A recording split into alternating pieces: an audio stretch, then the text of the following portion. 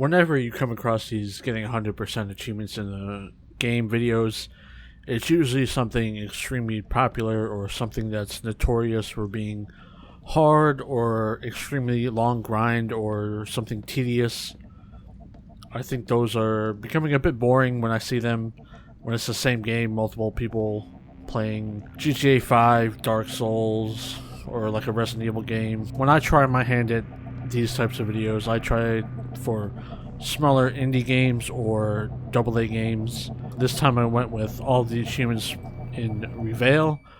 Reveil has 27 achievements, all easily done. This is a narrative first-person psycho thriller that focuses on story, puzzles, and exploration.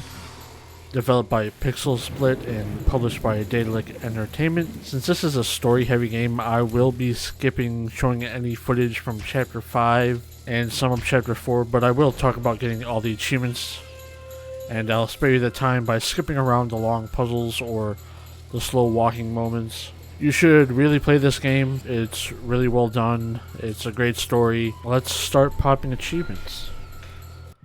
We play as Walter, who is looking for his wife Martha and his daughter Dory. We wake up, take some pills, and start looking around. There are collectibles in this game.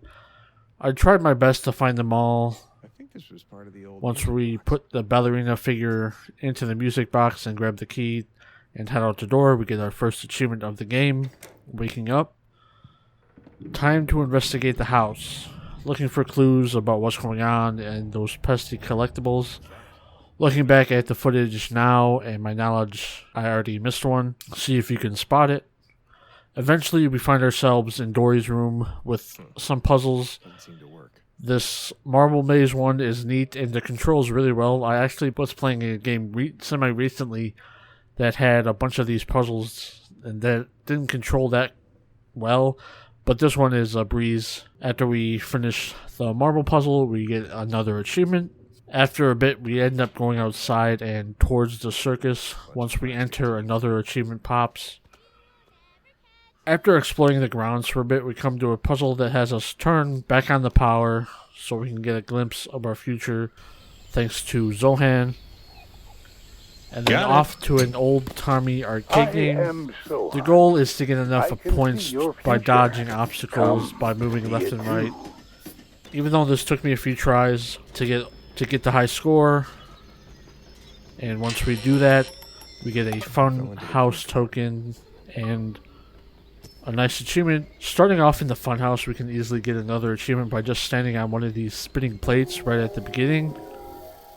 This is one of the best areas in the game. Great atmosphere, creepy areas, and it's just so tense in here, and there's plenty of jump scares that can easily startle you. Eventually we come to a room where we need to pick the correct choices to grab an achievement. The first two were easy if you're paying attention, and the third one is where I had to stop and think for a bit, and after mulling it over, I still wasn't 100% sure of which door to choose, and I took a gamble, and it was the correct one, which granted me the achievement and the way forward. After walking for a bit, we came to this confusing funhouse mirror section where Dory is teasing us. Going back and forth for a bit, you eventually get out, and I was kind of confused on how it worked.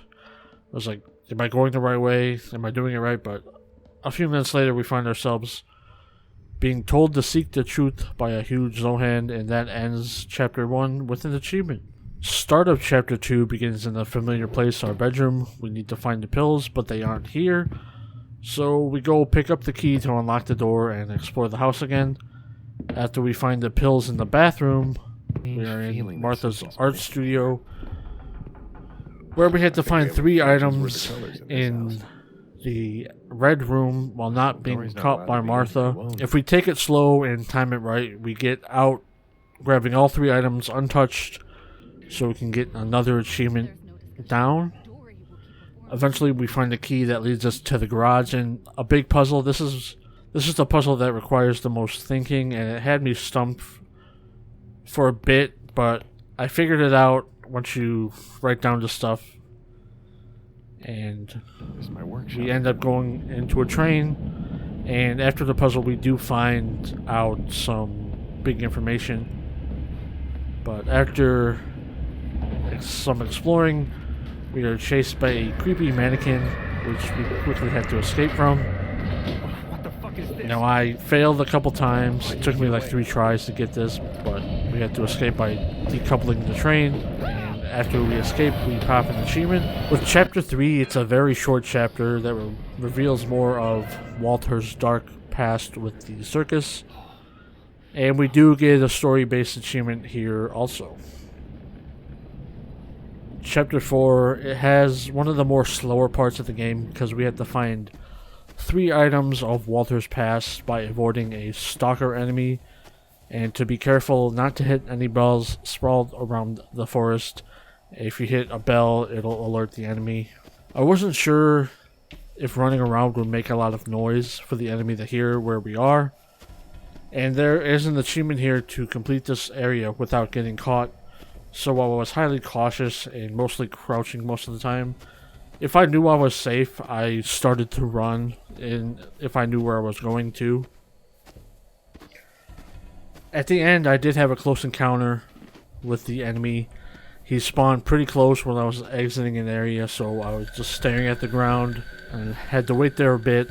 And once we return all the 3 items to the altar, and Chapter 4, get an achievement, and that leads us into Chapter 5, and this is where everything gets revealed. And I do not want to spoil anything here, but I will show the achievement pops somewhere on screen. Big props for Pixel Split for having a great level select. Since this game has 5 endings, you can just load up the last section easily and get them in a couple of minutes. Same goes for the collectibles. Load up the section you want and play to the collectibles you need. And once you pick them up, it saves, so you can just quit out and go to the next area that you need. And you're golden. There is one collectible that is very hard to see, and I had to mess with the settings to see it, which is very annoying because I was going up and down this area just trying to find it. I couldn't do it. And eventually the grass was swaying back and forth, and I caught a glimpse of it, and we finally got it. There is another thing we need to do. Back in Chapter 2, we need to get grabbed by Martha for an achievement. So in that area, you should not get caught first and then come back and get caught. That's what I did. And it's an easy achievement to do since Chapter 2 isn't that long. Once I grabbed the last collectible I needed, I popped the achievements, and this one has a platinum type achievement for Xbox where one achievement is collect all the achievements, which I did. So we got 27 out of 27, 1,000 gamer score, and I was the 24th person on True Achievements to complete Reveil. And that's about it. I highly recommend this game.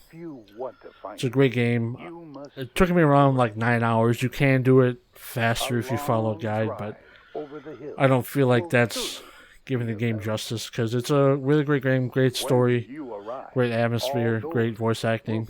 The startles are good too. Even though they're cheap jump scares, they do startle you a bit with a lot of noises, especially if you're wearing headphones. And even though if it's easy achievements, this game is great to play. I enjoyed my time with it. And if you like this video, if you want more videos like this with these smaller games, like, comment, subscribe, and I'll see you in the next video.